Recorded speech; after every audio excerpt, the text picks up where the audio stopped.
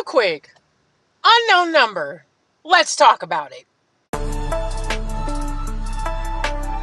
Welcome to the Asia Esterak Hour, where film meets conspiracy and pop culture gets a reality check.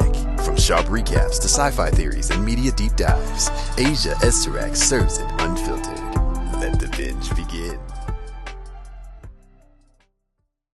All right, welcome back to the Asia Esterak Hour. I'm Asia Esterak. Real quick, this is a quick rant commentary on the documentary on Netflix, Unknown Number, that's been all over TikTok. I'm late, but whatever. I watched the shit last night. So if you haven't seen it, I'm spoiling it. So it was spoiled for me, and it was still very, very informative and interesting. So basically, the documentary, the story is about this girl, and we just gonna stop in the middle of the fucking road when you see that there's a car behind you. Anyway, so the documentary is about this young lady and her group of friends, her boyfriend. They're in high school, and they start getting these mysterious text messages from some unknown number, talking shit to them about their relationship, the whole nine, but specifically attacking the girl. Her name is Lauren. And in the text messages, the person that's sending the shit to her is referring to her by her nickname, which makes the young girl believe that this person may know her, like, personally. They all live in a small town. This shit goes on for 2 years, attacking the boyfriend, his family, continuously getting numbers. It sounded like a nightmare. You find out midway through the documentary, this person cannot drive, and I'm trying so hard not to have road rage. But, like, why are you driving so slow? We going 15 miles an hour and the speed limit is 25, but okay. But anyway, so you find out midway, I can't take it. Cannot fucking drive. Good Lord.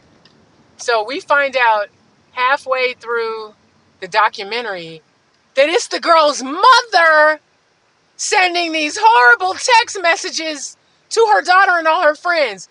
The opening of the documentary starts with, the text messages that you're reading are absolutely 100% true. Let me tell you something. That's some of the worst shit I've ever read. And then to learn that somebody's mother is the one that sent it. Now here's what kills me. So her mom, who volunteered to be in this documentary, you're stupid as hell. Why would you even volunteer to be in this? That's how you know her mind ain't right. Something's not wrong. Something's wrong with her. Something was wrong with her prior to that. But it's like, they ask her, the producers are interviewing and they're asking her why she did it. This bitch says that she didn't start off with the text messages, but she continued them on to try to figure out who was doing it. Girl, you talked about sexual shit with your 14-year-old daughter's 14-year-old boyfriend, BJs, all types of shit. Insisting that your daughter unalive herself. So then at one point it becomes a witch hunt. They start accusing everybody. It's the Salem witch trials. Like, you did it, Chloe. You did it, Ariana, whatever the girl's name is. To a bunch of kids. But this is what kills me, and this is something that I've said in my reviews previously. I cannot stand people that don't take accountability for their actions, especially adults. This lady sat her goofy fucking faced ass and tried to justify why she was sending these messages.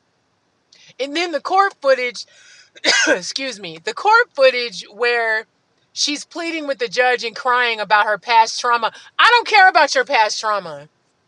Go to a fucking therapist and work that shit out. It is not the rest of the world's job to figure out and deal with your fucking trauma. And to do that to your child? It was crazy. So the body cam footage, I love watching body cam footage, by the way. The body cam footage when the cops and the FBI dude show up at her, or the cop shows up at her house, basically saying, bitch, it's you. She had to find out in front of her husband and her kid. Well, I should say they had to find out in front of her. But she's hugging on her daughter and shit. Her daughter's crying. And I'm just like, this bitch is crazy. This bitch is crazy. And when we start going into her past trauma, and even her friend said that she had an affinity for attention. Well, that was obvious. telling your daughter that she's ugly and super skinny and jumping on her insecurities and glorifying that is the evilest shit. She makes Joan Crawford and Mommy Dearest look fucking light.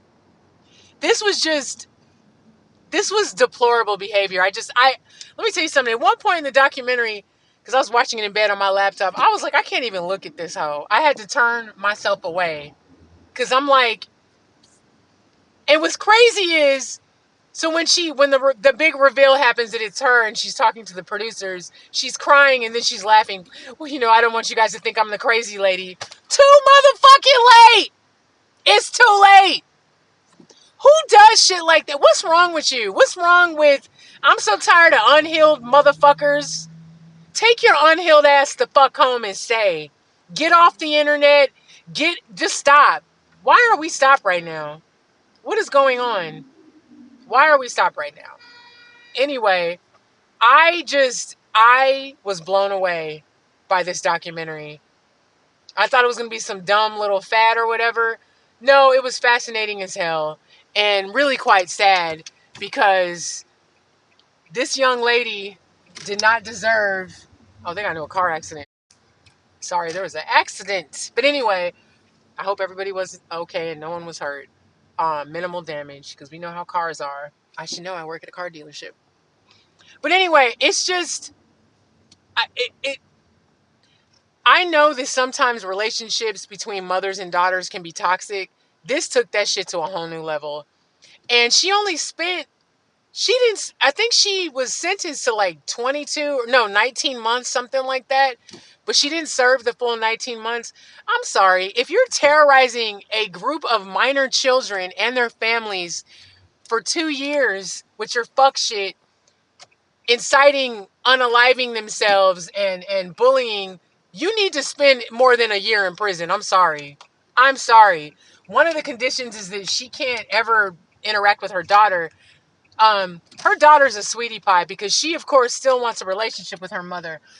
Baby, when you hit your 30s and you realize that your mama is your biggest hater, you will not want to have a relationship with her. That lady's toxic.